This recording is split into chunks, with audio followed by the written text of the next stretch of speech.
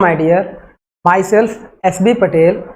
My dear student, आज हम लोग मैन्युफैक्चरिंग प्रोसेस में लेक्चर नंबर 2 को डील करेंगे, जिसमें हम लोग मैन्युफैक्चरिंग प्रोसेस के लेक्चर नंबर 1 के इंट्रोडक्शन पार्ट्स को थोड़ा सा आगे बढ़ाएंगे। तो आइए आज हम डियर स्टूडेंट लेक्चर नंबर 2 में कुछ और इंट्रोडक्टरी पार्ट को डिस्कस करते हैं। देन आफ्टर हम लोग अपना टॉपिक प्रॉपर्टीज ऑफ मटेरियल को स्टार्ट करेंगे। तो चलिए हम लोग स्टार्ट करते हैं आज का लेक्चर। देखिए इसमें हम लोग माय डियर क्या पढ़ेंगे आज। जैसा कि लास्ट लेक्चर में हमने आपको डिस्कस किया था, जो मैन्युफैक्चरिंग प्रोसेस है उसको हम लोगों ने 3 कैटेगरी में डिस्कस किया था। पहला देखिए पॉजिटिव मैन्युफैक्चरिंग प्रोसेस में हमने डिस्कस किया था, दूसरा नेगेटिव और तीसरा जीरो। इसके पहले के पार्ट जो आपको दिखाई दे रहे हैं, इसका मतलब कि जब कोई रॉ मटेरियल को हम लेते हैं तो या तो उसे कास्टिंग से कोई रिक्वायर्ड प्रोडक्ट बनाते हैं या फिर पाउडर मेटलर्जी से बनाते हैं। ये लास्ट लेक्चर में हमने आपको बताया था कि कैसे कास्टिंग और पाउडर मेटलर्जी से हम लोग अपने प्रोडक्ट को बनाते हैं। अब यहाँ पे जो ऑब्जेक्ट बनता था, उस ऑब्जेक्ट को हम लोग फर्दर अपने रिक्वायर्ड शेप और साइज में लाने के लिए हम लोग 3 प्रोसेस का यूज करते थे। फर्स्ट पॉजिटिव मैन्युफैक्चरिंग प्रोसेस, और सेकेंड नेगेटिव मैन्युफैक्चरिंग प्रोसेस, और थर्ड जीरो मैन्युफैक्चरिंग प्रोसेस। तो जो फर्स्ट हम लोग यूज करते थे my dear positive manufacturing process, इसमें हम लोग क्या करते थे, रिक्वायर्ड ऑब्जेक्ट को, देखिए रिक्वायर्ड ऑब्जेक्ट को बनाने के लिए, अचीव करने के लिए हम लोग कुछ एक्स्ट्रा मटेरियल को ऐड करते थे। इसे बनाने के लिए सम एक्स्ट्रा मटेरियल हम लोग क्या करते थे, ऐड करते थे। एक्स्ट्रा मटेरियल हम लोग ऐड करते थे। आगे बात करते हैं।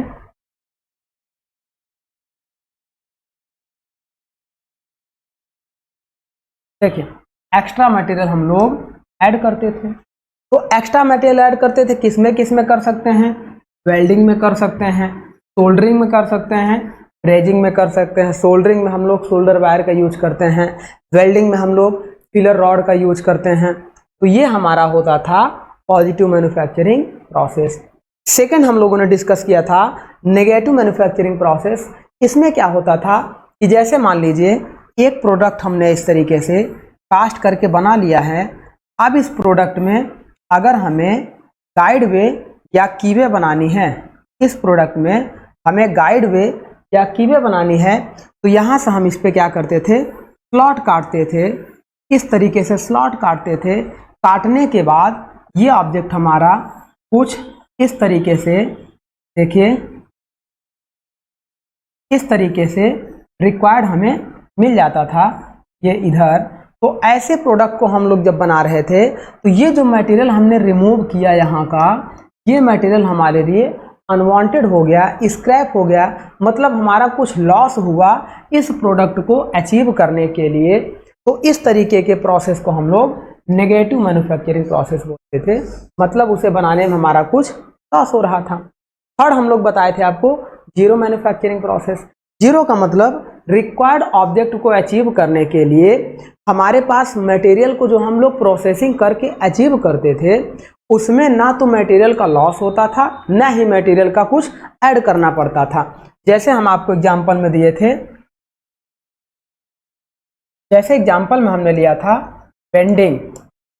बेंडिंग का मतलब ये था कि एक हमने कास्टिंग से इस तरीके की स्ट्रेट रॉड को हमने बनाया और इसे हम लोगों ने क्या किया, इस तरीके से बेंड कर दिया। हमें ऐसी रॉड की ज़रूरत थी, लेकिन कास्टिंग से कुछ इस तरीके की रॉड बनी थी। अब यहाँ से देखिए, इससे इस मेटल को बनाने में ना ही इसमें कुछ एक्स्ट्रा मेटल ऐड करना पड़ रहा है और ना ही इससे कुछ मेटल हम सब्सट्रैक्ट कर रहे हैं। तो ऐसे प्रोसेस को हम लोग जीरो मैन्युफैक्चरिंग प्रोसेस बोलते हैं। इसके एग्जाम्पल क्या होते हैं, रोलिंग, वेल्डिंग, एक्सट्रूजन, फोर्जिंग। अच्छा, अब आपके दिमाग में एक और बात चल रही होगी कि सर आपने बताया कि कास्टिंग और पाउडर मेटलर्जी किस टाइप का प्रोसेस होता है, इसके बारे में भी आपको डिस्कस करना चाहिए था कि कास्टिंग और पाउडर मेटलर्जी क्या ये जीरो के अंतर्गत आएगा, नेगेटिव या पॉजिटिव के अंतर्गत आएगा। तो कास्टिंग में हम क्या करते हैं माय डियर, देखो सपोज करो, आप यहाँ पे देखिए, सपोज करिए कि ये कंटेनर हुआ। अब इस कंटेनर में अगर हम यहाँ से लिक्विड को पोर करें मतलब उड़ेलें, ये हमारे पास एक इस तरीके का इक्विपमेंट, एक लैडल होता है। अब इस लैडल से हम इसमें मटेरियल को पोर करेंगे तो इसमें जितना मेटल होगा पूरा मेटल हम इसमें पोर कर देंगे। उसके बाद आफ्टर सॉलिडिफिकेशन ये इस तरीके का एक ऑब्जेक्ट तैयार हो जाएगा। तो इसमें भी हमारे पास देखिए टोटल मोल्टेन मेटल को हम लोग इसमें पोर कर दिए और इसको सॉलिडिफिकेशन के बाद इसमें कुछ भी नहीं बचेगा, सारा मोल्टेन मेटल सॉलिडिफाई होकर ये ऑब्जेक्ट बन जाएगा। मतलब रिक्वायर्ड ऑब्जेक्ट को अचीव करने के लिए बीच में कहीं भी मटेरियल का लॉस नहीं हो रहा है। तो यहाँ से, और ना ही इसमें कुछ एक्स्ट्रा मटेरियल हम लोग ऐड कर रहे हैं। तो यहाँ से आप तुरंत समझ जाएंगे कि sir casting is a type of zero manufacturing process. तो इस तरीके से आपका कॉन्सेप्ट डेवलप होगा। अब बात करते हैं पाउडर मेटलर्जी की। तो पाउडर मेटलर्जी में हम लोग क्या करते हैं कि एक कंटेनर लेते हैं। अब इस कंटेनर में यहाँ पे हम पाउडर ग्रेन्स को फिल करते हैं। फिल करने के बाद इसको कंप्रेस करते हैं। अब जब इसे हम लोग इस तरीके से स्टूल से कंप्रेस करते हैं, तो ये क्या होता है, जितना इसके अंदर टोटल पाउडर था वो सारा का सारा पाउडर कंप्रेस होकर हमारे पास इस तरीके का एक ऑब्जेक्ट बन जाता था। तो यहाँ पर कोई भी पाउडर हमारा स्क्रैप के रूप में नहीं बचता था। अच्छा, एक चीज़ और भी समझिएगा, अगर लेस देन 5% लॉसेस हो रहे हैं, 5% या उससे कम तक लॉसेस हो रहे हैं, तो लगभग इस लॉस को हम लोग नेग्लिजिबल मानते हैं। मतलब थोड़े बहुत, देखो यहाँ पर भी कुछ न कुछ मटेरियल हमारा चिपका रह जाएगा, तो ये हमारे लिए नेग्लिजिबल लॉस होता है। ऐसे प्रोसेस को हम लोग जीरो मैन्युफैक्चरिंग प्रोसेस में। अब चलिए कुछ और इसके आगे ब्रीफ इंट्रोडक्शन देते हैं। जैसे देखिए हमने इसमें कुछ और इंट्रोडक्शन लिया है। मतलब जैसे अगर हम नेगेटिव मैन्युफैक्चरिंग प्रोसेस की बात करेंगे तो कौन कौन से उसके अंतर्गत आएंगे, पॉजिटिव मैन्युफैक्चरिंग प्रोसेस को और इलेबोरेट करेंगे और जीरो को भी इलेबोरेट करेंगे। तो चलिए इसके आगे भी हम लोग डिस्कशन कर लेते हैं। तो जैसे देखिए यहाँ पर हम स्टार्ट करें अगर इंट्रोडक्शन, ये देखिएगा माय डियर, ये केवल हम लोग ब्रीफ इंट्रोडक्शन ले रहे हैं। ये हम इसके बारे में डिटेल्ड स्टडी बाद में करेंगे, अभी केवल ब्रीफ इंट्रोडक्शन ले रहे हैं। तो अगर देखिए नेगेटिव मैन्युफैक्चरिंग प्रोसेस की बात करेंगे तो नेगेटिव मैन्युफैक्चरिंग में हम लोग क्या करते हैं, या तो मेटल को कट करके अपने रिक्वायर्ड साइज को अचीव करते हैं या मेटल को रिमूव करके। मान लीजिए कि ऐसे सपोज करिए एक हमारे पास ये सैफ्ट थी, एक हमारे पास इस तरीके की सैफ्ट थी। अब इस सैफ्ट से इसे अगर दो भागों में काटना होगा तो हम यहाँ पर कोई इस तरीके का टूल लगाएंगे और इसे हम लोग कट कर देंगे। तो इस प्रोसेस से कुछ न कुछ मटेरियल हमारा क्या होगा, स्क्रैप चला जाएगा और इधर का पार्ट और इधर का पार्ट हमारे यूज में आ जाएगा। तो ऐसे प्रोसेस को हम लोग बोलते हैं मेटल कटिंग प्रोसेस। ये नेगेटिव मैन्युफैक्चरिंग प्रोसेस का। दूसरा हम क्या कर सकते हैं डियर, कि अगर इसकी डायमीटर में बहुत स्मॉल चेंजेस लाने थे तो हम इसमें क्या कर सकते थे कि इस तरीके से ये हमारे पास था, इस तरीके से ये हमारे पास था। अगर डायमीटर थोड़ा सा कम करना था तो हम क्या करेंगे, एक टूल का यूज करेंगे। मान लेते हैं इसको हम लोग इस तरीके से रोटेट कराएंगे और यहाँ कहीं एक टूल का यूज कर लेंगे तो इसका डायमीटर क्या होगा, इस तरीके से कम होता चला जाएगा। सेकंड केस और हम आपको बता दें कि अगर इसके डायमीटर को कम करना था तो यहाँ पर इस तरीके से एक टूल हमने लगा दिया, इस तरीके से एक टूल लगा दिया। ये टूल कभी कभी हम लोग स्टोन का लगाते हैं, तो इसी को हम लोग सुपर फिनिशिंग ऑपरेशन बोलते हैं।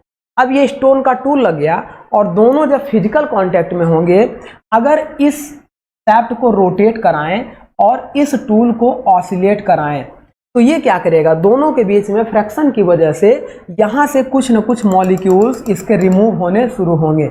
मेटल कटेगा नहीं, वहाँ से मेटल रिमूव होना शुरू होगा। तो इस तरीके से रिक्वायर्ड ऑब्जेक्ट हमें मिल जाएगा। और ऐसे प्रोसेस को जिसमें मेटल हमारा कटेगा नहीं, रिमूव हो रहा है, उसे हम लोग मेटल रिमूविंग प्रोसेस। आगे बढ़ते हैं मेटल कटिंग और मेटल रिमूविंग में। देखो ये हमारा है मेटल कटिंग का पार्ट और ये है हमारा मेटल रिमूविंग का पार्ट। अब मेटल रिमूविंग में हमने आपको बताया था, देखो ये हमारी शैफ्ट थी और इस शैफ्ट पर जो हमने ऐसे टूल लगाया था एब्रेसिव एक्शन, देखो इस तरीके से इसको हम लोग रोटेट करा रहे तरीके से रोटेट करा रहे थे, मतलब ऑसिलेट करा रहे थे और अपनी जॉब को रोटेट करा रहे थे। अब यहाँ पे देखो जो कटिंग होगी वो दो तरीके से होती है। किसमें? मेटल रिमूविंग में जो कटिंग होगी या तो वो उसके बॉन्ड की कटिंग करेगी या उसकी लूज कटिंग करती है। दो तरीके से कटिंग होती है, bonded cutting and loose cutting. Bonded cutting का मतलब उसके छोटे छोटे मॉलिक्यूल्स के बॉन्ड को हम लोग जैसे ग्राइंडिंग व्हील से क्या करता है, उसके बॉन्ड को तोड़ तोड़ कर एक अच्छी फिनिशिंग ऑब्जेक्ट अचीव कर लिया जाता है। तो जो ग्राइंडिंग हो गया, हॉनिंग हो गया या सुपर फिनिशिंग हो गया, जैसे ये वाला जो एग्जांपल हमने लिया था, ये एग्जांपल था सुपर फिनिशिंग का, ये एग्जांपल था सुपर फिनिशिंग का। ग्राइंडिंग में भी सिमिलर हम लोग क्या करते हैं, ये मान लीजिए ये हमारे पास फ्लैट सरफेस होती है। अब इस फ्लैट सरफेस पे ये हम ग्राइंडर व्हील लगा देते हैं, सरफेस को हम लोग फिक्स कर देते हैं। ग्राइंडर व्हील अपने एक्सिस के अबाउट रोटेट करता है। इस ग्राइंडर व्हील में एब्रेसिव मॉलिक्यूल्स लगाए होते हैं। एब्रेसिव मॉलिक्यूल्स ये हमारे सब होते हैं एब्रेसिव पार्टिकल्स, एब्रेसिव पार्टिकल्स होते हैं, है ना। इन एब्रेसिव पार्टिकल से यहाँ का मेटल क्या होता है, रिमूव होता है, उनके बॉन्ड टूटते हैं। तो ऐसे मेटल कटिंग को हम लोग कौन सा बोलते हैं, बॉन्डेड कटिंग बोलते हैं। सिमिलर हॉनिंग क्या होता है, हॉनिंग में जैसे पिस्टन सिलेंडर होता है, पिस्टन सिलेंडर के अंदर ये हो गया पिस्टन, ये हो गया, ऐसे देखिएगा,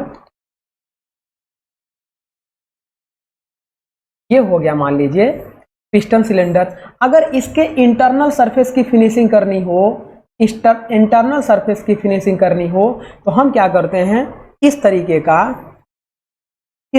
का एक हॉनर टूल यूज करते हैं। इस टूल का डायमीटर इस इंटरनल डायमीटर के लगभग बराबर रखते हैं और इस टूल को इसके अंदर इंटर कराकर रोटेट कराते हैं, जिससे इसके छोटे छोटे मॉलिक्यूल्स क्या होते हैं, बर के रूप में कटकर बाहर निकल जाते हैं, जिससे इस पिस्टन सिलेंडर की इंटरनल वॉल बहुत अच्छी फिनिश हो जाती है। ऐसे प्रोसेस को हम लोग बोलते हैं हॉनिंग प्रोसेस। ये हॉनर टूल होता है और ये पिस्टन सिलेंडर होता है। दोनों किसके अंतर्गत आते हैं, बॉन्डेड कटिंग के। नेक्स्ट हमारा होता है लूज कटिंग। मेटल रिमूविंग की पार्ट की बात कर रहे हैं। लूज कटिंग में क्या होता है, लैपिंग। देखिए हॉनिंग भी एक प्रकार का लूज कटिंग होता है। वो आपको जब हम लोग हॉनिंग पढ़ेंगे तो डिटेल्ड में वहाँ आपको बताएंगे कि हॉनिंग का एक पार्ट आपका बॉन्डेड कटिंग में भी दिखाई देगा और एक पार्ट लूज कटिंग में भी दिखाई देगा। Then polishing, buffing, chemical machining, electrochemical polishing, wire burnishing, ये सारे पार्ट्स हमारे होते हैं लूज कटिंग के।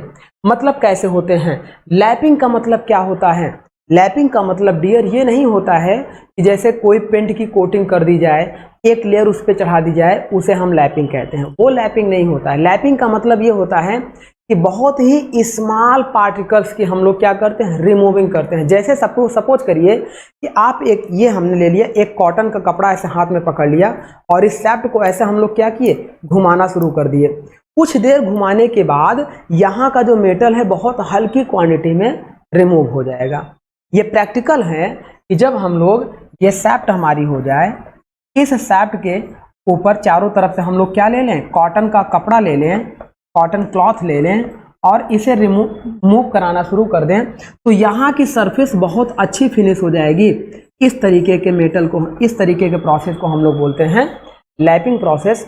लैपिंग में और इसके अंतर्गत हम लोग डिटेल्ड में पढ़ेंगे जब ये इसकी बारी आएगी। जैसे बफिंग भी इसी तरीके से होता है, पॉलिशिंग भी ऐसा ही होता है, केमिकल मशीन पॉलिशिंग भी इसी तरीके से होता है, कॉटन कपड़े से ही लेकर, है ना। तो बफिंग, इलेक्ट्रोकेमिकल पॉलिशिंग, इन सबको हम लोग डिटेल्ड स्टडी करेंगे आगे अभी बात करते हैं, ये पोर्शन हमारा हो गया मेटल रिमूविंग का। अच्छा, मेटल कटिंग का मतलब क्या हो गया कि अपने ऑब्जेक्ट को रिक्वायर्ड शेप और साइज में लाने के लिए हम लोग मेटल को 2 या 2 से अधिक भागों में कट करते हैं, या कोई स्लॉट बनाते हैं, या कोई गाइड वे बनाते हैं, या कोई की वे बनाते हैं। तो इस तरीके से वहाँ से मेटल को कट करते हैं।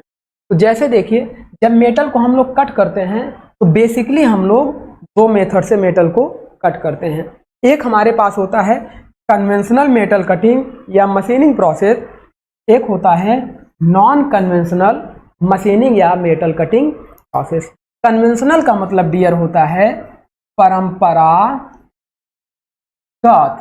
और नॉन कन्वेंशनल का मतलब होता है गैर परंपरागत, गैर परंपरागत, या इसी को बोलते हैं अपरंपरागत।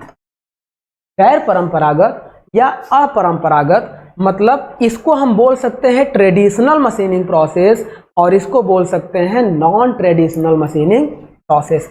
ये होता है ट्रेडिशनल मशीनिंग प्रोसेस, और ये होता है नॉन ट्रेडिशनल मशीनिंग प्रोसेस, है ना। तो इस तरीके से इसके डिफरेंस के बारे में हम आपको थोड़ा सा बताते हैं कि मेटल कटिंग को 2 पार्ट में पढ़ते हैं, ट्रेडिशनल और नॉन ट्रेडिशनल मशीनिंग या मेटल कटिंग प्रोसेस। तो इसके बारे में देखिए, थोड़ा सा इंट्रोडक्शन दे देते हैं। अभी हम लोग ब्रीफ इंट्रोडक्शन पे चल रहे हैं। ट्रेडिशनल का मतलब क्या होता है, आप समझिए कि जैसे ये हमारा वर्क पीस है, इस वर्क पीस को 2 भागों में काटना था, तो यहाँ पर हमें क्या है, इस टूल को हमने लगाया और टूल इसके साथ डायरेक्ट कांटेक्ट करेगा, तब ये मटेरियल हमारा क्या होगा, 2 पार्ट में कटकर अलग हो जाएगा। इसके डायमीटर को कम करना था मान लो, तो भी हम क्या करेंगे, इस तरीके से यदि इसके डायमीटर को कम करना था तो यहाँ पे एक टूल हम लोग लगाएंगे और इसे आगे बढ़ाएंगे, इस वर्क पीस को रोटेट कराएंगे n RPM पर, तो हमारा क्या होगा, मेटल कट होगा। लेकिन दोनों कंडीशन में आपको ये दिखाई दे रहा है कि मेटल तभी कट होगा जब ये टूल इसके वर्कपीस के साथ सीधे फिजिकल कांटेक्ट में आएगा, वर्कपीस के साथ सीधे फिजिकल कांटेक्ट में आएगा, तभी मेटल हमारा कट होगा। अब नॉन कन्वेंशनल की बात कर लेते हैं। तो नॉन कन्वेंशनल में क्या होता है कि मेटल तो रिमूव होगा, लेकिन टूल और वर्कपीस, इसे अगर हम मान लें टूल और ये हमारा हो जाए वर्कपीस, तो नॉन कन्वेंशनल में डियर टूल और वर्कपीस के बीच में बिल्कुल भी फिजिकल कांटेक्ट नहीं होता है। उनके बीच में एक वर्किंग मीडियम काम करता है, वही वर्किंग मीडियम रिस्पॉन्सिबल होता है मेटल को कट करने के। अब आप कहेंगे सर ये क्या होता है, तो आइए उसके लिए एक एग्जांपल लेकर आपको समझाते हैं कि सपोज करिए, देखिए मान लीजिए इसकी सरफेस को हमें फिनिश करना था, इसकी सरफेस को इतना काट के रिमूव करना था। ये जितना हमने सैडेड पार्ट आपको दिखाया, ये जितना सैडेड पार्ट दिखाया, इसको काट कर हमें रिमूव करना था। पहला हम क्या कर सकते थे, यहाँ पर इस तरीके से एक टूल लगाते और डायरेक्ट इसको कट करके रिमूव कर सकते थे। जब टूल और वर्कपीस का सीधे फिजिकल कांटेक्ट होगा तो यही कहलाता है परंपरागत या कन्वेंशनल मशीनिंग प्रोसेस या ट्रेडिशनल मशीनिंग प्रोसेस। सेकेंड बात करते हैं कि इस टूल को हटा देते हैं, इस टूल को हम लोग हटा देते हैं। अब देखिए टूल को हटा दिए, अब हम लोग क्या करते हैं, यहाँ पर आप ऐसा देखिए, यहाँ बनाते हैं इसका डायग्राम।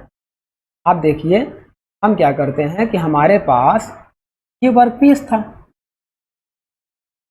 अब इस वर्कपीस की सरफेस को हमें इतना कट करके रिमूव करना था। तो मान लीजिए इस वर्कपीस की सरफेस को इतना कट करके रिमूव करना था, तो हमने क्या किया, पहला तो हम टूल लगा लेते थे। सेकेंड केस में हमने क्या किया, यहाँ पर एक ऐसे देखिएगा, यहाँ पर एक हमने इस तरीके से नोजल लिया, इस तरीके से नोजल लिया और इस नोजल को हमने कनेक्ट कर दिया एक कंटेनर से, और इस कंटेनर के अंदर हमने कुछ या तो एब्रेसिव पार्टिकल या तो एब्रेसिव पार्टिकल्स या फिर हम लोग लिक्विड या फिर एयर को हमने इसके अंदर फिल कर दिया। फिल करने के बाद अब यहाँ पे एक हमने पंप लगा दिया, यहाँ प्रेशर गेज और नोजल लगा दिए, ये नोजल हो गया। अब इस पंप से इस लिक्विड को हमने ऊपर राइज किया और जब ये लिक्विड इस नोजल से इधर जाएगा तो ये इसकी वेलोसिटी को बढ़ा देगा और ये हाई वेलोसिटी का लिक्विड इस वर्कपीस के ऊपर जब इम्पैक्ट करेगा तो वहाँ से वो क्या करेगा, मेटल को रिमूव करना शुरू करेगा। अपने साथ इसकी टोटल काइनेटिक एनर्जी क्या होगी, प्रेशर एनर्जी में कन्वर्ट हो जाएगी। और जब लिक्विड की काइनेटिक एनर्जी प्रेशर एनर्जी में कन्वर्ट होगी तो वहीं पर हीट एनर्जी जनरेट होगी और वो हीट एनर्जी इसके मॉलिक्यूल्स को आपस में तोड़ना शुरू कर देगी, जिससे ये मेटल यहाँ से रिमूव होना शुरू हो जाएगा। तो यही प्रोसेस हम कंटिन्यू लगातार करते रहेंगे, तब तक करेंगे जब तक हम इस थिकनेस तक ना पहुँच जाएं। तो यहाँ पे आपने देखा टूल यहाँ पे है और वर्कपीस यहाँ पे है। टूल और वर्कपीस के बीच में कोई भी कांटेक्ट नहीं है, लेकिन बीच में एक वर्किंग मीडियम हमारा काम कर रहा है। या तो वो फ्लूइड हो सकता है, या वो एयर हो सकता है, या एब्रेसिव पार्टिकल्स, चाहे वो कोरंडम हो जाए, चाहे वो डस्ट हो जाए, कुछ भी एब्रेसिव पार्टिकल्स इसके ऊपर हाई वेलोसिटी से गिरेंगे तो यहाँ से मेटल को रिमूव करने शुरू। तो यहाँ से आपको समझ में आ गया माय डियर कि कन्वेंशनल में क्या होता है, टूल और वर्कपीस सीधे फिजिकली कांटेक्ट करके मेटल को रिमूव करता है, और नॉन कन्वेंशनल में टूल और वर्कपीस आपस में फिजिकल कांटेक्ट नहीं करते हैं, बीच में एक वर्किंग मीडियम वर्क करता है। इसमें बहुत सारे डिफरेंसेस हैं। बहुत सारे डिफरेंस का मतलब ये है कि अब देखो, अगर कन्वेंशनल की बात कर रहे थे तो ये हमारा इस तरीके से कन्वेंशनल हो रहा था। अब इसे अगर हम कट करेंगे या इसके डायमीटर को कम करेंगे, आप देखो डायमीटर कम करने के लिए ये जो टूल हम लोग बना रहे थे, यहाँ से जो मेटल रिमूव हो रहा है वो किस फॉर्म में रिमूव होगा, एक चिप के फॉर्म में। ऐसा देखो, मान लो ये वर्कपीस हो जाए, ये टूल हो जाए, तो ये जो मेटल रिमूव होगा वो एक चिप के फॉर्म में रिमूव होगा। लेकिन यहाँ से जो मेटल रिमूव होगा ये किस फॉर्म में रिमूव होगा, ये या तो पाउडर फॉर्म में रिमूव होगा या तो स्लरी का मतलब एक गाढ़ा पेस्ट होता है। तो हमेशा ध्यान देना, कन्वेंशनल मशीनिंग में मेटल चिप के फॉर्म में रिमूव होता है और नॉन कन्वेंशनल में मेटल पाउडर या स्लरी के फॉर्म में रिमूव होता है।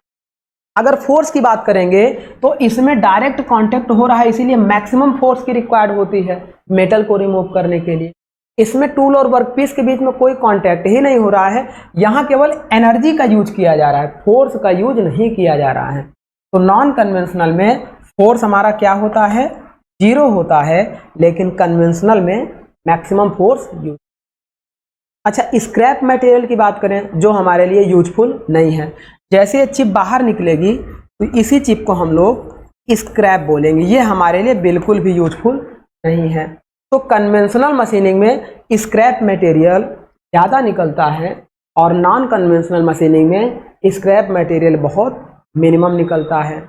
अच्छा, सरफेस फिनिश की बात करेंगे तो कन्वेंशनल में मटेरियल सरफेस, ये जो मशीनिंग के बाद की जो सरफेस होती है, आफ्टर मशीनिंग जो सरफेस फिनिश होती है, इसकी पुअर फिनिशिंग मिलती है, लेकिन नॉन कन्वेंशनल में बेटर सरफेस फिनिश मिलती है। ऐसा इसलिए मिलता है क्योंकि यहाँ के जो मॉलिक्यूल्स हैं, मॉलिक्यूलर लेवल पे मशीनिंग होती है। तो अब अच्छा, कुछ और भी डिफरेंसेस हैं कि जैसे बहुत ही कठिन शेप हो, मान लो कोई ट्यूब हो, ट्यूब के अंदर अगर मशीनिंग करनी हो तो क्या ये टूल अंदर जाकर घूम पाएगा। मान लो आपने देखा कि सर इस तरीके से एक जिग जैग ट्यूब है, अब इस पर मशीनिंग करनी है तो ये टूल तो कुछ दूर तक जाएगा, उसके बाद रुक जाएगा। मतलब इसके अंदर कन्वेंशनल के थ्रू मशीनिंग इंटरनल सरफेस की पॉसिबल नहीं है।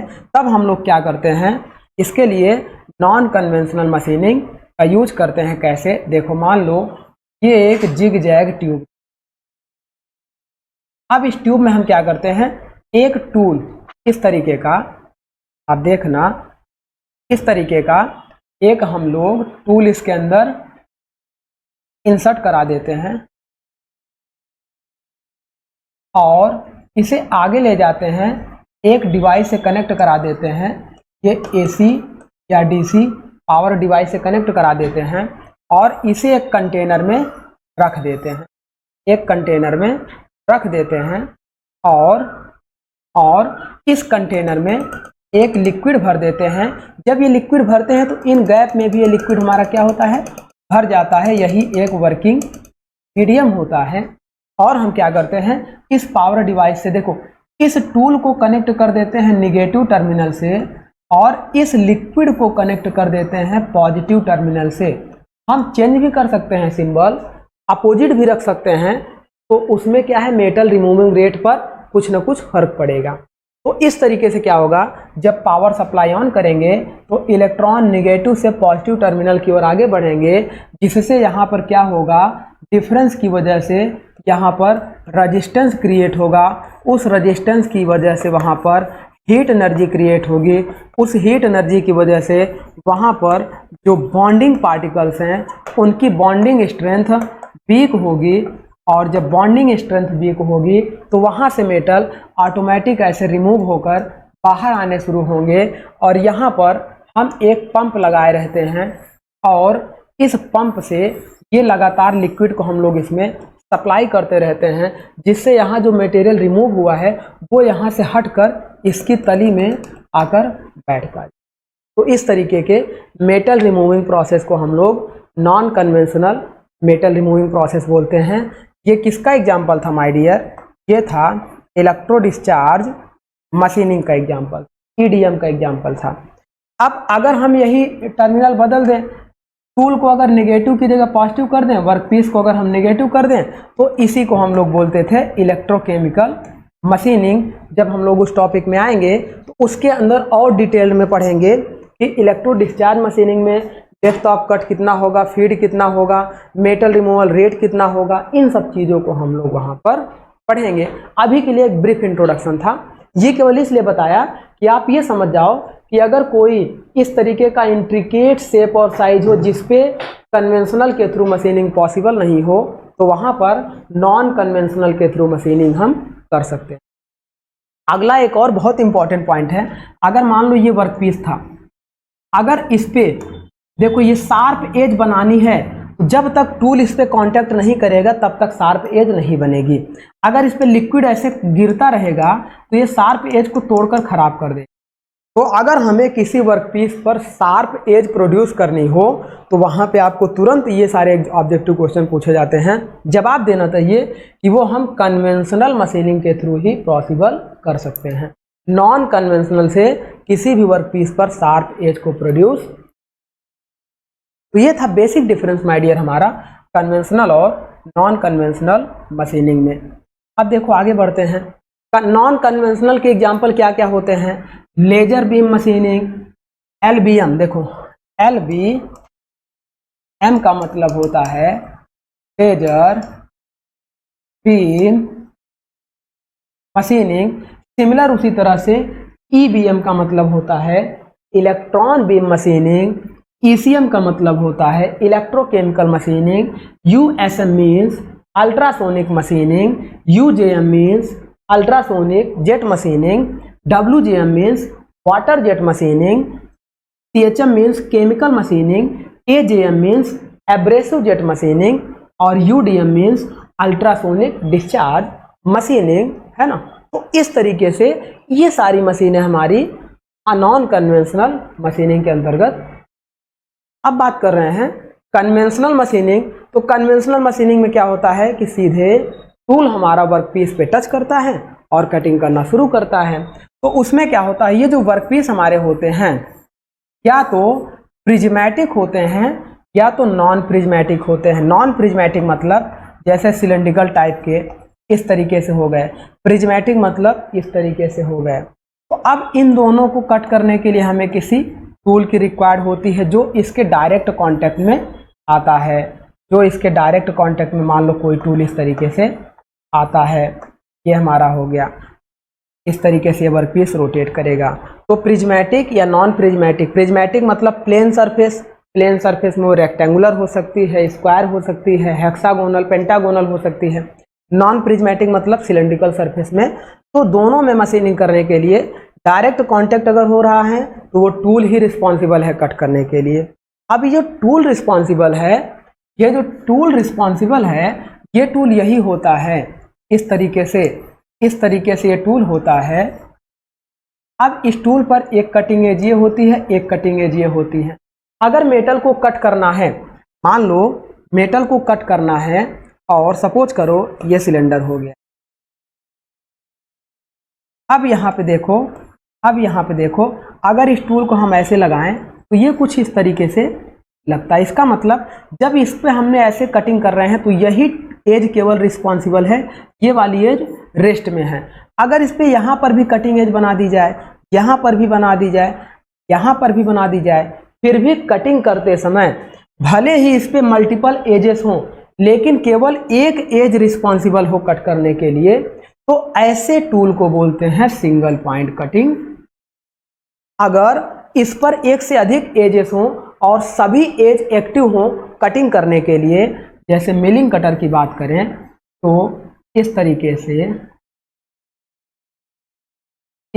से अगर ये कटर ऐसे घूमेगा और यहाँ पे हमारा अगर कोई वर्क पीस होगा तो अब इस पे जो मेटल को हमारा रिमूव करेगा, देखो एक कटिंग एज यहाँ पे है, एक कटिंग एज यहाँ पे है, यहाँ पे है, तो इस पे मल्टीपल कटिंग एजेस हैं और कट करने के लिए सारी कटिंग एज रिस्पॉन्सिबल हैं। तो ऐसे टूल को बोलते हैं मल्टी पॉइंट कटिंग। तो टूल हमारे क्या होते हैं? मल्टी पॉइंट कटिंग टूल होते हैं। Single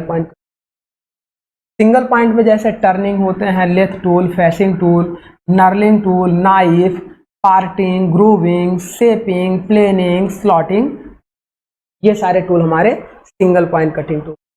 multi point cutting tool में क्या होते हैं? या तो मिनिमम उसमें 2 एज होगी, मैक्सिमम मल्टीपल एज हो सकती हैं। तो 2 पॉइंट कटिंग टूल होते हैं और more than 2 point cutting. 2 point cutting tool का सबसे अच्छा एग्जांपल है ड्रिलिंग बिट। ड्रिलिंग बिट इस तरीके से, देखिए ड्रिलिंग बिट जो इस तरीके से बनती है, इस तरीके से जो बनती है, अब यहां से क्या होता है, इस पर फ्लूट कटे होते हैं चिप्स को बाहर ले जाने के लिए और ये कटिंग एज होती है।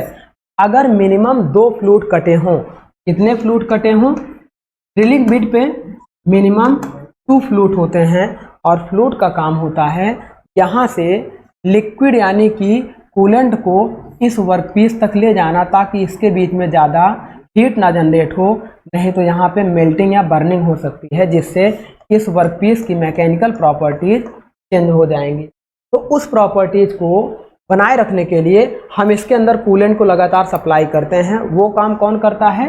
फ्लूट करता है। साथ में यहाँ से जो चिप्स कटती है उसे बाहर भी ले जाने के लिए फ्लूट ही रिस्पॉन्सिबल होता है। तो अब किसी भी ड्रिलिंग बिट में मिनिमम 2 फ्लूट होते हैं, मैक्सिमम 4 से 6 फ्लूट होते हैं। तो जब 2 फ्लूट होंगे तो 2 कटिंग एज होगी, उसे बोलते हैं 2 पॉइंट कटिंग टूल। और जब 2 से अधिक फ्लूट होते हैं तो ड्रिलिंग बिट आपका 2 कटिंग एज का भी एग्जाम्पल है और मोर देन 2 कटिंग एज का एग्जाम्पल, मतलब मल्टी पॉइंट कटिंग टूल का एग्जाम्पल है। साथ में मिलिंग कटर हो गया, ग्राइंडर व्हील हो गया, ये सारे हमारे मल्टीपल पॉइंट कटिंग टूल के एग्जाम्पल हो। तो इस तरीके से माय डियर ये हमारा है इसका टूल का। अब देखो एक ब्रीफ इंट्रोडक्शन ही हम लोग ले रहे हैं। जैसे ये इंट्रोडक्शन हम लोग का खत्म होता है हम लोग तुरंत क्या शुरू करेंगे? Properties of material. जब वो खत्म होगा तब इन सब में से हम लोग एक एक पॉइंट को उठाएंगे। तब हम लोग उठाएंगे पॉजिटिव मैन्युफैक्चरिंग प्रोसेस क्या होता है, नेगेटिव मैन्युफैक्चरिंग प्रोसेस क्या होता है और जीरो मैन्युफैक्चरिंग प्रोसेस क्या। अभी इसके जस्ट पहले हमने आपको नेगेटिव मैन्युफैक्चरिंग प्रोसेस का ब्रीफ इंट्रोडक्शन दिया। अब थोड़ा सा आपको पॉजिटिव मैन्युफैक्चरिंग प्रोसेस का ब्रीफ इंट्रोडक्शन दे देते हैं, फिर आगे हम लोग बढ़ते हैं। तो देखो पॉजिटिव का मतलब क्या होता है? 2 या 2 से अधिक मेटल को ऐड करना। मतलब सीधी सी बात है, पॉजिटिव मैन्युफैक्चरिंग प्रोसेस हमेशा ज्वाइंट बनाएगा। और ज्वाइंट हमारे पास कितने तरीके के होते हैं? ज्वाइंट माय डियर हम लोग 2 तरीके से पढ़ते हैं। ज्वाइंट कोई हम लोग बॉन्ड बोलते हैं और जब बॉन्ड कंप्लीट होता है तो उसे हम लोग बॉन्डिंग बोलते हैं। बॉन्डिंग बोलते हैं। तो जो पॉजिटिव मैन्युफैक्चरिंग प्रोसेस में बॉन्ड होते हैं वो दो तरीके से बनाए जाते हैं। फर्स्ट आपका मैकेनिकल बॉन्डिंग होता है और सेकंड आपका एटॉमिक बॉन्डिंग। इसमें डिफरेंस समझते हैं कि मैकेनिकल बॉन्डिंग और एटॉमिक बॉन्डिंग क्या होती है। देखो जैसे नट एंड बोल्ट हो गया, आप देखो नट एंड बोल्ट हो गया। क्या जब नट एंड बोल्ट को हम लोग आपस में सेट करते हैं, फिर नट एंड बोल्ट को वापस ओपन कर लेते हैं, तो क्या नट का कोई भी मॉलिक्यूल बोल्ट के साथ बॉन्डिंग बनाता है? नहीं बनाता है ना। पेच एंड स्क्रू हो गया, कपलिंग हो गई, ये सारे एग्जाम्पल हमारे ऐसे हैं। रिवेट हो गया, ये सारे ऐसे एग्जाम्पल हैं कि आपस में बॉन्डिंग तो बनाते हैं लेकिन कभी भी एक पार्ट का मॉलिक्यूल दूसरे पार्ट के मॉलिक्यूल से नहीं बॉन्ड बनाता है, वह एक्सटर्नली बॉन्डेड होते हैं। तो जब विदाउट मॉलिक्यूल बॉन्डिंग जो हमारे बॉन्ड होते हैं वो मैकेनिकल पार्ट द्वारा बनाए जाते हैं, तो ऐसे पार्ट को हम लोग बोलते हैं my dear mechanical bonding. Second क्या होता है कि जैसे वेल्डिंग का एग्जांपल ले लें, मान लो ये प्लेट 1 हो जाए और ये प्लेट 2 हो जाए। जब दोनों के बीच में हम लोग हीट सप्लाई करेंगे तो ये दोनों प्लेट मेल्ट होंगी और दोनों के मॉलिक्यूल्स आपस में बॉन्ड हो जाएंगे। तो इस तरीके की बॉन्डिंग को हम लोग यहाँ पे एक दूसरे के एटम्स बॉन्डेड हो जाते हैं, बंध जाते हैं। तो इस तरीके के बॉन्ड को हम लोग माय डियर बोलते हैं एटॉमिक बॉन्डिंग। एटॉमिक बॉन्डिंग का एग्जाम्पल होता है, इसी को हम लोग परमानेंट ज्वाइंट भी बोलते हैं, परमानेंट ज्वाइंट भी बोलते हैं। एटॉमिक बॉन्डिंग का मतलब होता है एटम टू एटम बॉन्डिंग होती है। जैसे इसका एग्जांपल हो गया वेल्डिंग, सोल्डरिंग एंड, अभी वेल्डिंग का भी ब्रीफ इंट्रोडक्शन दे रहे हैं, है ना। Welding, soldering and. अब देखो मैकेनिकल बॉन्डिंग का मतलब क्या होता है। मैकेनिकल बॉन्डिंग में जैसे कि दो तरीके के बॉन्डिंग होती है, एक टेम्परेरी ज्वाइंट होते हैं और एक सेमी परमानेंट ज्वाइंट। तो हम यहाँ से कह सकते हैं कि अगर टाइप्स ऑफ ज्वाइंट की बात करें तो बेसिकली हम दो तरीके से कैटेगराइज करते हैं, कौन सा, एटॉमिक बॉन्डिंग और मैकेनिकल। लेकिन जब उनके बॉन्ड को देखेंगे, एक परमानेंट ज्वाइंट होता है, एक सेमी परमानेंट ज्वाइंट होता है और एक टेम्परेरी ज्वाइंट होता है। इन तीनों में क्या डिफरेंस होता है समझते हैं। देखिए तीनों में क्या डिफरेंस होता है समझते हैं। अगर बात करेंगे परमानेंट ज्वाइंट की, अगर बात करेंगे परमानेंट ज्वाइंट की, तो किसी भी ज्वाइंट को माय डियर बनाने के लिए हमें तीन चीज़ों की रिक्वायर्ड होती है। कौन कौन सा, देखो किसी भी ज्वाइंट को बनाने के लिए हमें एक फास्टनर की ज़रूरत होती है, फास्टनर की ज़रूरत होती है, साथ में प्लेट। देखो सिंगल प्लेट को तो हम लोग आपस में जोड़ेंगे नहीं, आइए दो या दो से अधिक प्लेटों को ही हम लोग आपस में जोड़ेंगे। दो प्लेट कह लीजिए, दो ऑब्जेक्ट कह लीजिए, दो शाफ्ट कह लीजिए, कुछ भी कह लीजिए, मतलब दो या दो से अधिक ऑब्जेक्ट को ही हम लोग आपस में जोड़ते हैं, उसी को हम लोग ज्वाइंट बोलते हैं। अब देखो प्लेट 1 हो गई और सेकंड हमारे पास क्या हो गया, प्लेट 2। हमें प्लेट की बजाय ऑब्जेक्ट 1 और ऑब्जेक्ट 2 ज़्यादा सुटेबल लगेगा, लेकिन आप प्लेट से ही एग्जाम्पल समझ। अब सोचो कि दो प्लेटों को हमें जोड़ना है तो बीच में एक थर्ड एक्सटर्नल एलिमेंट हमें चाहिए होगा, तभी हम जोड़ पाएंगे। वही जो जोड़ने के लिए थर्ड एक्सटर्नल एलिमेंट होता है उसी को माय डियर हम लोग बोलते हैं फास्टनर। फास्टनर उसी को बोलते हैं। अब जैसे देखो अगर हम परमानेंट वेल्डिंग की बात करेंगे तो मान लो एक प्लेट हो गई, ऐसे देखो आप, ये प्लेट हो गई। अब ये प्लेट 2 हो गई। दोनों प्लेटों को वेल्ड करने के लिए, दोनों प्लेटों को वेल्ड करने के लिए यहाँ पर एक हमने क्या यूज किया, फिलर मटेरियल का यूज किया। ये जो फिलर मटेरियल है ये होगा फास्टनर और ये हो गई प्लेट 1, ये हो गया प्लेट। इस तरीके से तो ये परमानेंट वेल्ड हो गया। लेकिन ज्वाइंट को जब हम रीओपन करेंगे, अब यहाँ अंतर आप समझ, जब हम ज्वाइंट को रीओपन करेंगे तो उस समय क्या तो ये प्लेट हमारी, देखिए उस समय क्या तो ये प्लेट हमारी ऐसी कर सकती है, ऐसी कर सकती है, ऐसी कर सकती है, ऐसी कर सकती है, या ऐसे कर सकती है। तो कहीं ना कहीं इस प्लेट को जब हम लोग रीओपन करेंगे तो या तो पहली प्लेट का कुछ मटेरियल कट के दूसरी के साथ चला जाए, या दूसरी का कुछ मटेरियल पहली के साथ चला जाए, या बीच पर से भी अगर काटना हो, तो जो filler material as a fastener हमारे पास काम कर रहा था वो बेकार हो जाए, है ना। तो इस तरीके के ज्वाइंट को रीओपन करने के लिए प्लेट और फास्टनर दोनों के डैमेज होने के चांस 100% हैं। तो ऐसे बॉन्ड जिसमें बॉन्डिंग परमानेंट हो लेकिन ज्वाइंट को रीओपन करते वक्त फास्टनर भी आपका फेल हो जाए और प्लेट 1 और प्लेट 2 इन दोनों के भी चांसेस हमारे फेल होने के हों, प्लेट 1 और 2 दोनों के चांसेस फेल होने के हों, तो इस तरीके के ज्वाइंट को बोलते हैं परमानेंट। जैसे एग्जांपल हो गया welding, soldering and.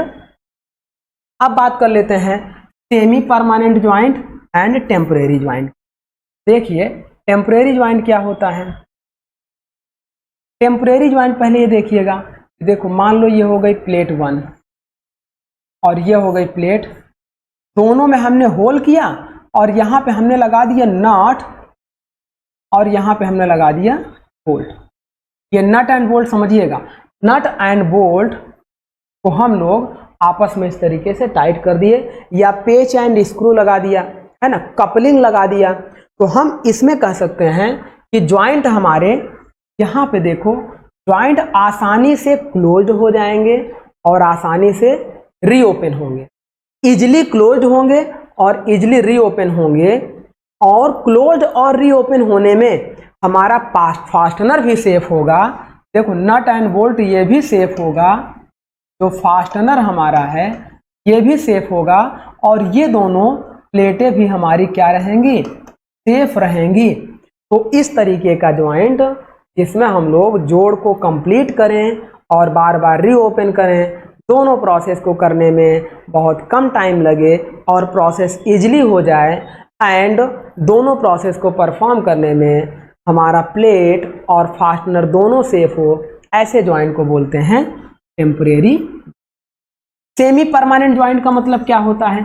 Semi permanent joint का मतलब ये होता है कि जब हम ज्वाइंट को रीओपन करें तो उस समय हमारा फास्टनर फेल हो जाएगा, लेकिन हमारी प्लेट हमारी उस समय हमारा फास्टनर सेफ हो जाएगा, उस समय हमारा फास्टनर सेफ हो जाएगा। लेकिन ये जो हमारी प्लेट 1, 2 ये दोनों हमारी सेफ रहेंगी, ये दोनों हमारी सेफ रहेंगी। तो कहने का मतलब जब फास्टनर, अभी इसका एग्जांपल समझा, फास्टनर और प्लेट दोनों को रीओपन करेंगे तो फास्टनर फेल करे लेकिन प्लेटें हमारी सेफ रहें, तो ऐसे ज्वाइंट को हम लोग सेमी परमानेंट ज्वाइंट बोलते हैं। जैसे आपको एग्जांपल दिखा रहे हैं, ये मान लीजिए आपने ले लिया प्लेट 1 और ये ले लिया आपने प्लेट 2, दोनों के बीच में आपने होल किया और एक रिवेट इस तरीके से आपने लगा दिया, इस तरीके से आपने एक रिवेट लगा दिया। अब आपने देखा रिवेट एक फास्टनर की तरह काम कर रहा है और प्लेट 1 एंड प्लेट 2 को जोड़ा हुआ है।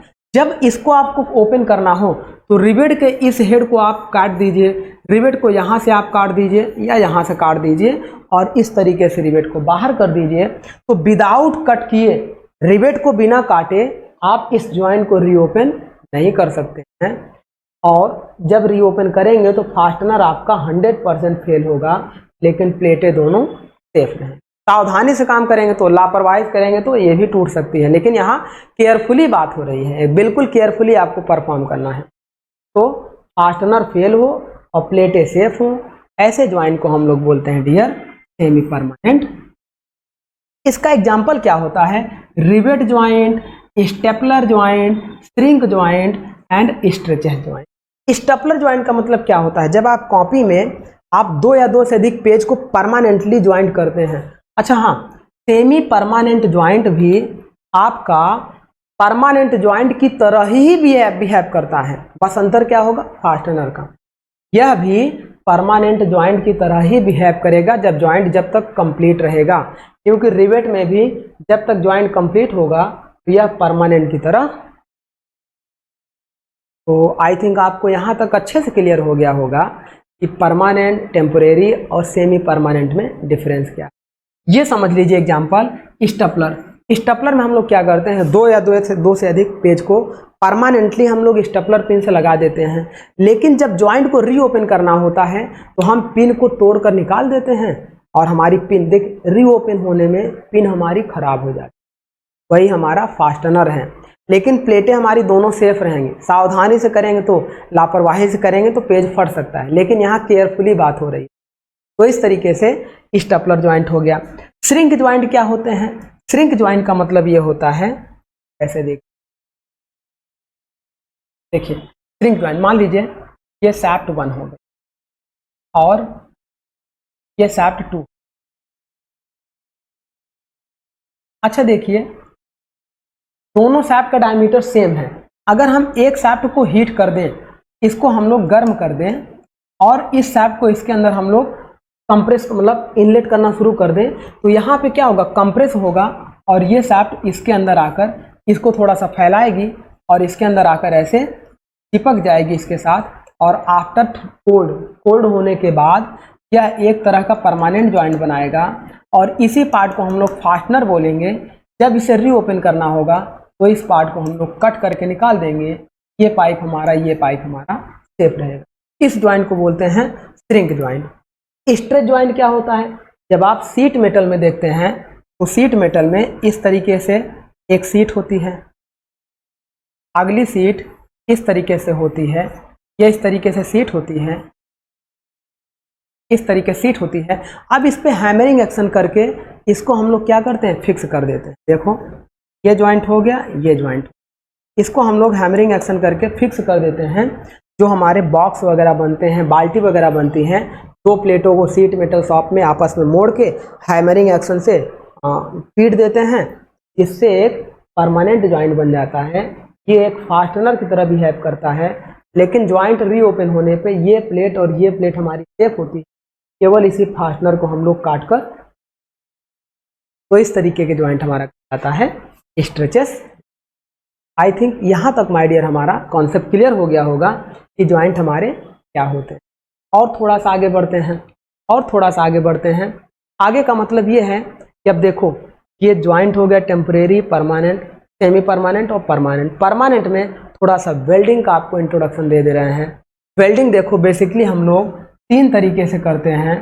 पहली हमारी होती है सॉलिड स्टेट वेल्डिंग, दूसरा हमारा होता है लिक्विड स्टेट वेल्डिंग और तीसरा हमारा होता है लिक्विड या सॉलिड स्टेट।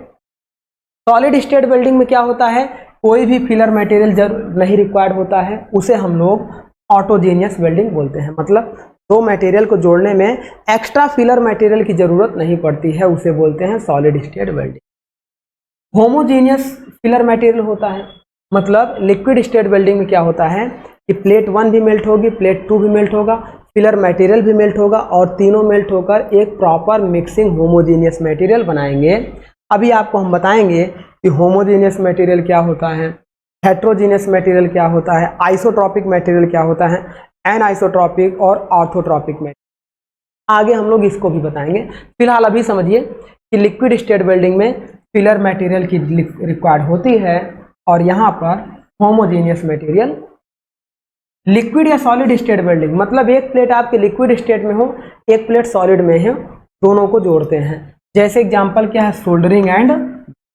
इस पे जो मटेरियल होता है फिलर की जरूरत पड़ती है और यह हेट्रोजेनियस होता है, प्रॉपर मिक्स नहीं होता है।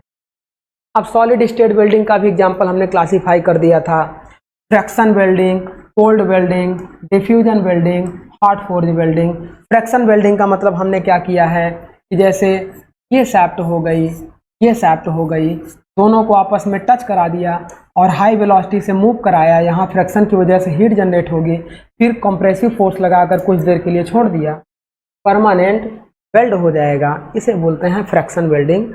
और कोल्ड वेल्डिंग भी ऐसे ही है, जैसे हम लोग क्या करते हैं फेविक्विक वगैरह यूज करते हैं, फेविक्विक एक प्रकार का कोल्ड वेल्डिंग है। डिफ्यूजन और हॉट फोर्ज भी आपको बताएंगे जब हम लोग वेल्डिंग टॉपिक पढ़ेंगे। अब यहाँ पे देखो कोल्ड वेल्डिंग के भी 3 टॉपिक हमने आपको बता दिए हैं, प्रेशर वेल्डिंग, एक्सप्लोसिव वेल्डिंग और अल्ट्रासोनिक वेल्डिंग। एक्सप्लोसिव वेल्डिंग क्या होती है कि ये प्लेट हो गई, इसको जोड़ना था, यहाँ पे हमने एक बफर प्लेट लगाया, इसके अंदर हमने क्या किया, डिटोनेटर भरा और जैसे हमने इसको जो है आग लगाई, ये डिटोनेटर ब्लास्ट करेगा, ये थीटा डिग्री पे होगा, फिर ये प्लेट आकर इस पर चिपक जाएगी। तो यहाँ पर इस तरीके से इसके साथ परमानेंट वेल्डिंग हो जाएगी। इसी को बोलते हैं एक्सप्लोसिव वेल्डिंग। प्रेशर में भी जैसे फ्रिक्शन था वैसे ही प्रेशर वेल्डिंग होता है। अल्ट्रासोनिक में आपको बताएंगे, जो अल्ट्रासोनिक वेव्स वगैरह का यूज करते हैं हम लोग। नेक्स्ट इंट्रोडक्शन की अगर हम बात करें, तो लिक्विड स्टेट वेल्डिंग की, देखो अभी हम ये सॉलिड स्टेट वेल्डिंग का आपको एग्जांपल इधर बता दिए, अब थोड़ा सा लिक्विड स्टेट वेल्डिंग का बता दें। लिक्विड स्टेट में क्या होता है, केमिकल रिएक्शन वेल्डिंग हम लोग पढ़ते हैं, आर्क वेल्डिंग पढ़ते हैं और रेजिस्टेंस वेल्डिंग। तो लिक्विड स्टेट में हमारा मेटल 1 लिक्विड होगा, मेटल 2 लिक्विड होगा और फिलर मटेरियल लिक्विड, तीनों मिक्स करके होमोजेनियस बनाएंगे, फिर प्रॉपर वेल्ड करेंगे। तो केमिकल रिएक्शन में क्या होता है, गैस वेल्डिंग होती है और थर्मिट वेल्डिंग होती है। थर्मिट वेल्डिंग हम लोग कहाँ पे यूज करते हैं, रेल की पटरियों को तोड़ने के लिए थर्मिट वेल्डिंग का यूज करते हैं। गैस वेल्डिंग में हम लोग एसिटिलीन गैस का यूज करते हैं प्लस हाइड्रोजन गैस का यूज करके दोनों को मिक्स, एसिटिलीन और ऑक्सीजन, सॉरी एसिटिलीन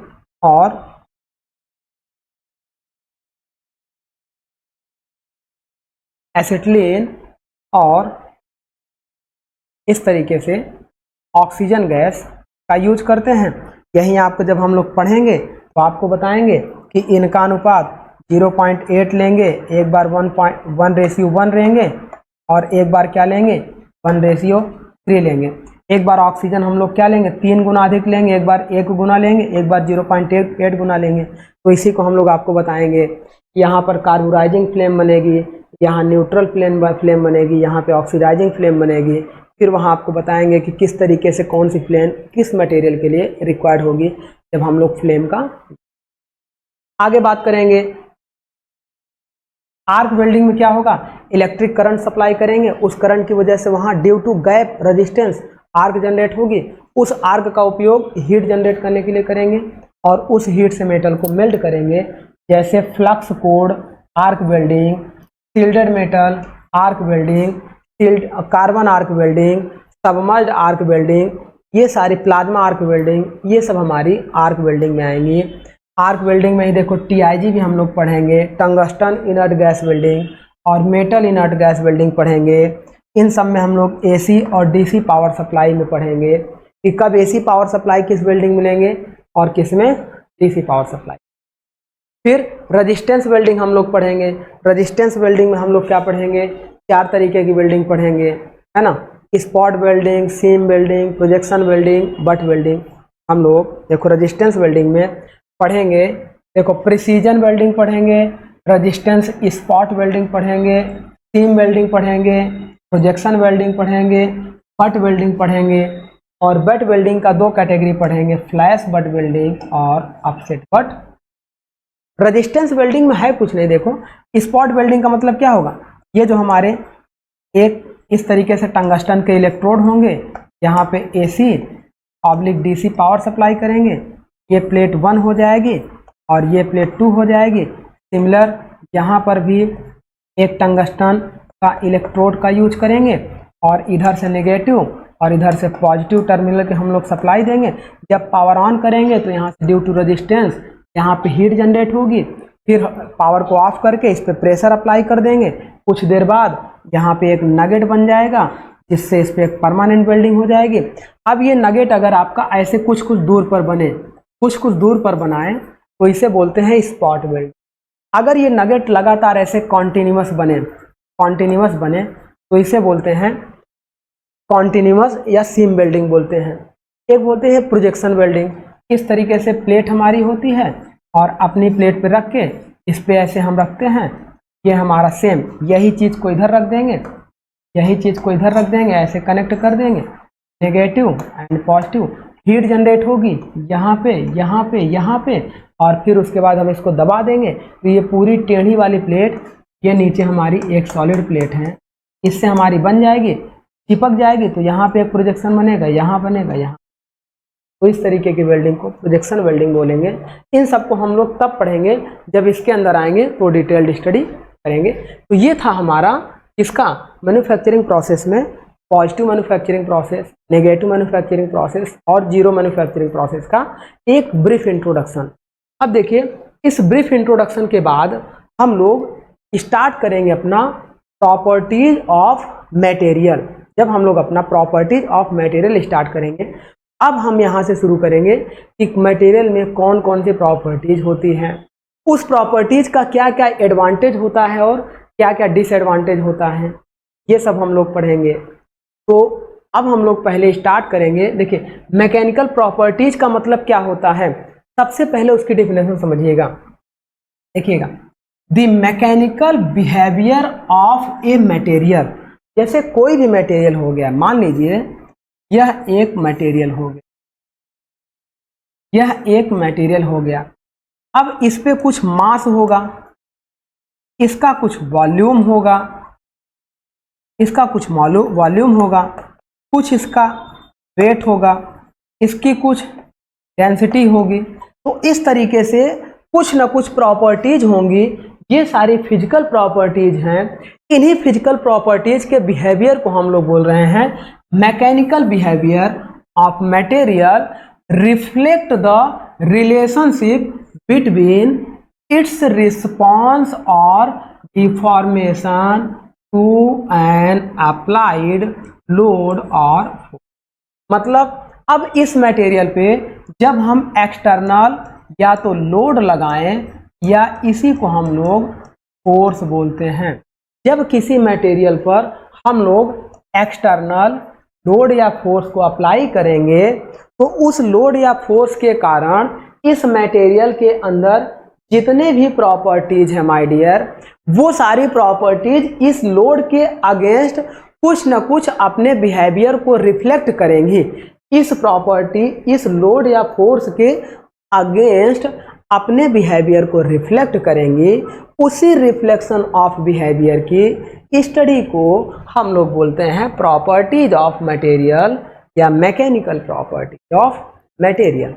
जैसे जब इस पे हम लोड लगाएंगे तो ये कितना कंप्रेस होगा, ये कितना एक्सपेंड यानी कि टेंसाइल, देखो मान लो इधर कंप्रेस होगा तो इधर टेंसाइल होगा, कितना शियर होगा, कितना शियर होगा, है ना।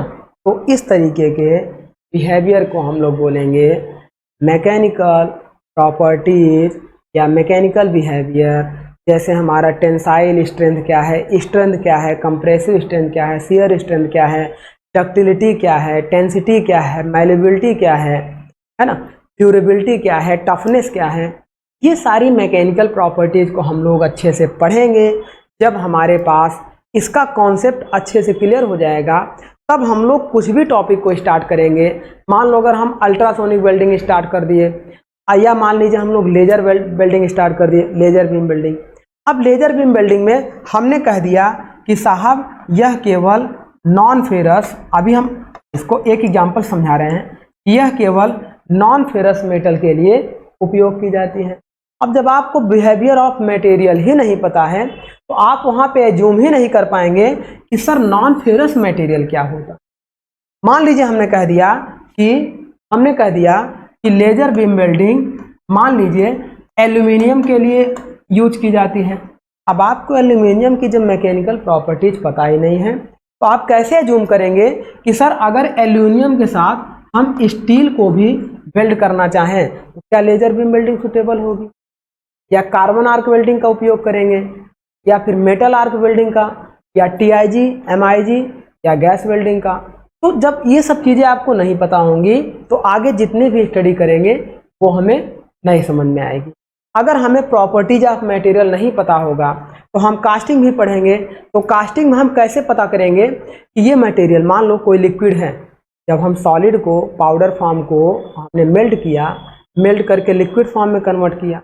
अब उस लिक्विड को किसी कंटेनर में हम लोग पोर करेंगे तो जब वो लिक्विड सॉलिडिफाई होने लगेगा वो 3 तरीके की प्रॉपर्टीज बिहेव कर सकता है।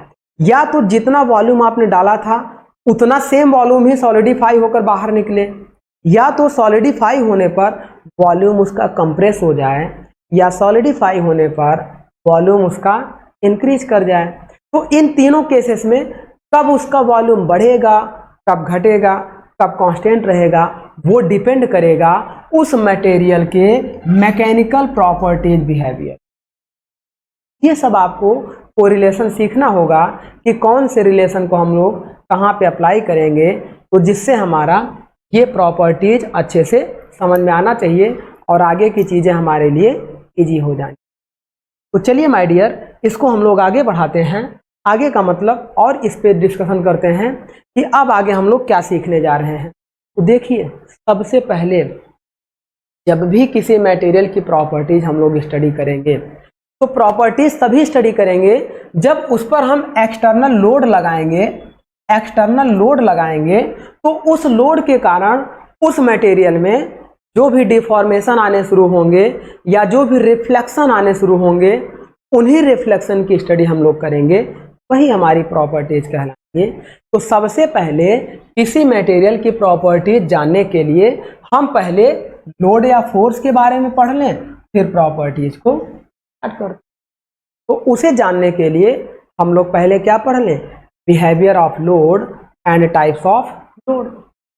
तो उसे हम लोग पढ़ते हैं। देखिए, यहाँ पर एक हमने स्लाइड बनाई हुई है टाइप्स ऑफ लोड के बारे में। तो लोड हमारा होता क्या है, पहले ये समझ लेते हैं। Load is a external element which is applied on any body, जिसे हम किसी भी बॉडी पर अप्लाई कर सकते हैं। लोड एक एक्सटर्नल एलिमेंट होता है जिसे हम किसी भी बॉडी पर अप्लाई करते हैं, वह उस बॉडी पर यूनिट एरिया पर अपना इफेक्ट देता है, पर यूनिट एरिया पर अपना इफेक्ट देता है, और इसी लोड को हम लोग फोर्स कहते हैं। It is also called force. तो थोड़ा सा आपको इंट्रोडक्शन समझ में आया होगा। अब लोड या फोर्स होता क्या है, दूसरी डिफिनेशन अगर आपकी बात करें, जैसे हमने कक्षा 5वीं 6वीं में पढ़ा होगा या 9वीं में, कि फोर्स क्या होता है। Force is a external element which is responsible for any body. जो देखो, जो बॉडी हमारा रेस्ट कंडीशन में है उसे मूव कराने के लिए रिस्पॉन्सिबल होता है, या जो बॉडी मूविंग कंडीशन में है उसे रेस्ट कंडीशन में लाने के लिए फोर्स ही रिस्पॉन्सिबल होता है। तो force is a external element which is responsible for stop the moving body और responsible for start the movement of a stationary. इस तरीके से ये हमारा होता है फोर्स। या अब इसके क्लासिफिकेशन के बारे में, हम लोग पढ़ेंगे।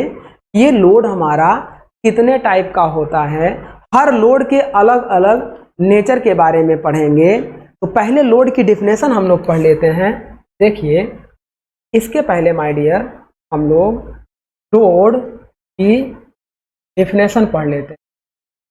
लोड या फोर्स। देखिए, फोर्स हमारा क्या होता है। Force is a external element. यहां देखिए, force is a external element which is responsible for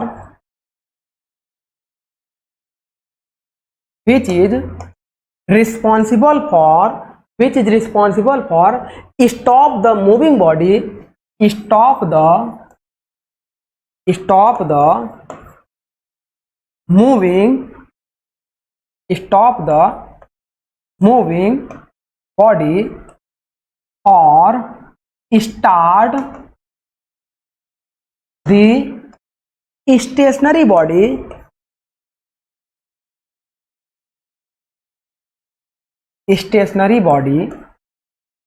is called force।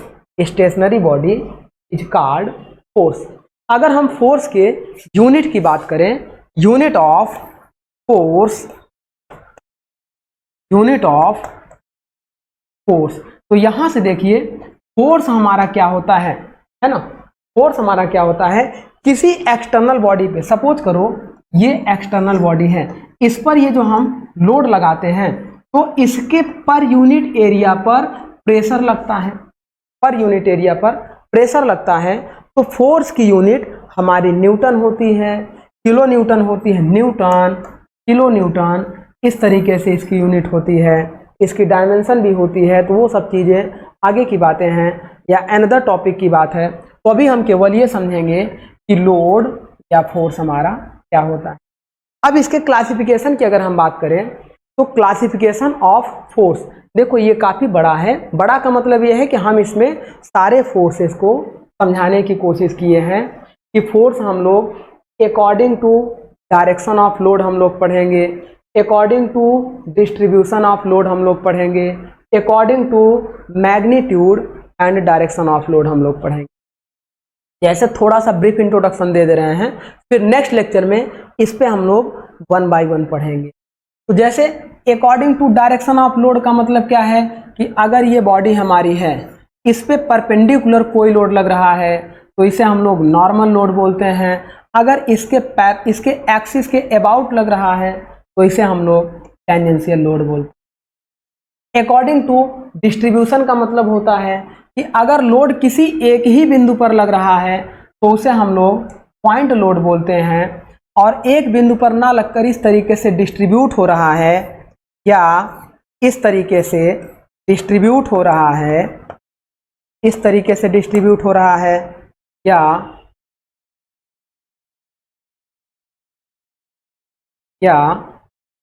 इस तरीके से डिस्ट्रीब्यूट हो रहा है, इसको हम लोग ऐसा डिस्ट्रीब्यूटेड लोड बोलते हैं। ये होता है UDL, यूनिफॉर्मली डिस्ट्रीब्यूटेड लोड, और ये होता है UVL, यूनिफॉर्मली वेरिंग लोड। ये लगातार कांस्टेंट बढ़ेगा और ये हर जगह पर कांस्टेंट रहेगा। तो इस तरीके से UDL, UVL, और अगर इस पे मोमेंट लगा दें, कांस्टेंट मोमेंट लगा दें हर जगह पर, तो उसे बोलते हैं, देखिए कंसंट्रेटेड लोड एक होता है हमारा अकॉर्डिंग टू डिस्ट्रीब्यूटेड की अगर बात करेंगे तो कंसंट्रेटेड लोड का मतलब ये हमारा कोई ऑब्जेक्ट हो गया और इस पर एक पॉइंट पर ही लोड हमारा कंसंट्रेट होता है, वो अपना सारा का सारा इफेक्ट इसी पॉइंट पर देगा। तो इस तरीके के लोड को कंसंट्रेटेड लोड बोलते हैं। और डिस्ट्रीब्यूटेड लोड का मतलब क्या हो गया कि जैसे UDL, UVL और UDM, मतलब uniformly distributed load, uniformly varying load and uniformly distributed moment, ये हमारे हो गए डिस्ट्रीब्यूटेड लोड। आगे बात करते हैं according to magnitude and direction. Magnitude और डायरेक्शन के अकॉर्डिंग, जैसे हमारा स्टैटिक लोड होगा, लगातार एक ही जगह पर स्थिर रहेगा। जैसे हमारे किसी घर का लोड या छत का लोड दीवारों पर हमेशा कांस्टेंट रहेगा, वो स्टैटिक लोड के अंतर्गत आता है। अब वो जो देखो स्टैटिक लोड आपका दो तरीके से लगा सकते हैं, एक परमानेंट एक ही जगह पर स्थिर हो तो उसे हम लोग डेड लोड बोलते हैं, और एक लोड ऐसा होता है जैसे एक कमरे में हमने कुछ किताबें रखी, कुछ दिन बाद कुछ और किताबें रखी, धीरे धीरे उसके लोड की वैल्यू को बढ़ा दें या धीरे धीरे घटा दें, वो हमारा होता है ग्रेजुअल लोड। या तो धीरे धीरे बढ़े या धीरे धीरे घटे, उसे बोलते हैं ग्रेजुअल लोड। एक होता है हमारे पास इनर्शिया लोड, जो हम लोग मोमेंट ऑफ इनर्शिया, जैसे आपने देखा होगा किसी फोर्स की वजह से जो मोमेंट ऑफ इनर्शिया होता है, फोर्स इनटू परपेंडिकुलर डिस्टेंस पे, उसे बोलते हैं इनर्शिया लोड। नेक्स्ट हमारा होता है डायनेमिक लोड। जैसे कोई गाड़ी हमारी चल रही है तो जो गाड़ी एवरी पॉइंट पे अपना लोड का एफर्ट दे रही है, वो डायनेमिक कंडीशन में जो लोड का एफर्ट हो उसे डायनेमिक लोड पढ़। सेंट्रीफ्यूगल लोड, जो सेंट्रीफ्यूगल फोर्स के कारण हमारा जो लोड लगता है वो सेंट्रीफ्यूगल लोड कहलाता है। अब डायनेमिक लोड की भी देखिए हमने कैटेगरी किया हुआ है, कौन सा वेरिएबल या ग्रेजुअली वेरिएबल लोड होते हैं, और सडन लोड होते हैं, इम्पैक्ट लोड होते हैं। सडन मतलब अचानक से लोड लग जाए और रिमूव हो जाए, इम्पैक्ट मतलब बहुत तेजी से लोड की वैल्यू बढ़े और बहुत तेजी से घटे, और स्टैटिक लोड को तो हमने बता ही दिया है। यहाँ पर भी कुछ हमने पॉइंट को डिस्ट्रीब्यूट किया था, किसके लिए, नॉर्मल लोड और टेंजेंशियल लोड की। तो नॉर्मल लोड और टेंजेंशियल लोड का मतलब क्या था, जैसे देखिए ये ऑब्जेक्ट था, इस पर अगर परपेंडिकुलर, ये ऑब्जेक्ट था, इस पर परपेंडिकुलर कोई लोड लगता था तो उसे नॉर्मल लोड कहते थे। और इसकी देखो ये एक्सिस है, इस एक्सिस के यहाँ पे अगर लोड लगता था तो इसे हम लोग शियर लोड बोलते थे, और यही शियर लोड हमारा कौन सा था, टेंजेंशियल लोड होता था। जब इस एक्सिस पे लगे तो टेंजेंशियल लोड और परपेंडिकुलर लगे तो नॉर्मल लोड। नॉर्मल लोड आपका दो तरीके से हो सकता है, एक्सियल लोड और एसेंट्रिक लोड। एक्सियल लोड का मतलब ये हो गया कि जैसे ये इसकी एक्सिस हो गई, अब इसकी सेंट्रॉइड से अगर इसके लोड की वैल्यू इसकी सेंट्रॉइड से पास होगी तो ये कहलाता है एक्सियल लोड। यहाँ भी इसके लोड की वैल्यू इसके सेंट्रॉइड से अगर पास होगी एक्सियल लोड बोलेंगे। अगर लोड हम यहाँ पे कहीं लगा दें तो इसका एक्सिस कुछ यहाँ पे बनेगा, इसके सेंटर ऑफ ग्रेविटी से कुछ यहाँ पर इसेंट्रिक हो गया है, इसे बोलते हैं इसेंट्रिसिटी। और देखो सेंटर ऑफ ग्रेविटी से जितना दूर लोड लगे, अगर यहाँ पे लग जाए तो सेंटर ऑफ ग्रेविटी से कितना दूर लगेगा, तो ये हो जाएगी इसेंट्रिसिटी या उत्केंद्रता। और इस टाइप के लोड को बोलते हैं इसेंट्रिक। इन दोनों लोड की वजह से देखो ये दोनों लोड कैसे होते हैं, एक होता है tensile, compressive, torsional, bending and shear load. Tensile load का मतलब ये होता है कि जैसे हमने क्या किया, ये बॉडी लिया, इस बॉडी पे एक लोड इधर लगाया, एक लोड इधर लगाया, ये कहलाता है टेंसाइल लोड। अगर यही लोड की डायरेक्शन अपोजिट कर दिया तो ये हमारा बॉडी को कंप्रेस करने लगा, इसे हम लोग बोलते हैं कंप्रेसिव लोड।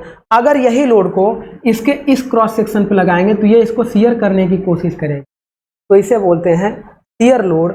अगर एक बॉडी को देखो, मान लो इसको हमने यहाँ पे फिक्स कर, इसको हमने यहाँ पर फिक्स कर दिया और यहाँ से एक ऐसा मोमेंट लगाने लगे, टॉर्क लगाने लगे, जैसे इसको हमने ऐसे पकड़ के ऐसे मरोड़ने लगे तो ये बॉडी ट्विस्ट होने लगेगा। यहाँ से फिक्स है, यहाँ से इसको हम मरोड़ेंगे तो ये ट्विस्टिंग लोड कहलाता है। ये हो गया ट्विस्टिंग या torsional, tensile, compressive, twisting load. Bending का मतलब क्या होगा, बेंडिंग का मतलब जैसे मान लो ये हमारा बॉडी है, अब इस बॉडी पे यहाँ पे एक लोड लगाएंगे तो ये इसको क्या करेगा, लगातार ऐसे बेंड करने की कोशिश करेगा, तो इसे हम लोग बेंडिंग लोड बोलेंगे। शियर लोड हमने आपको बता ही दिया। तो नेक्स्ट लेक्चर में माय डियर हम लोग क्या करेंगे, इस लोड के अकॉर्डिंग अपने टॉपिक को आगे बढ़ाएंगे और different types of properties of या मैकेनिकल प्रॉपर्टीज ऑफ मटेरियल के बारे में पढ़ेंगे। तो आई होप माय डियर आज का लेक्चर आपको अच्छे से समझ में आया होगा। तो चलिए हम इसी उम्मीद के साथ अपने इस टॉपिक को आज ख़त्म करेंगे, फिर नेक्स्ट लेक्चर में हम लोग नए टॉपिक के साथ मिलेंगे। Thank you my dear.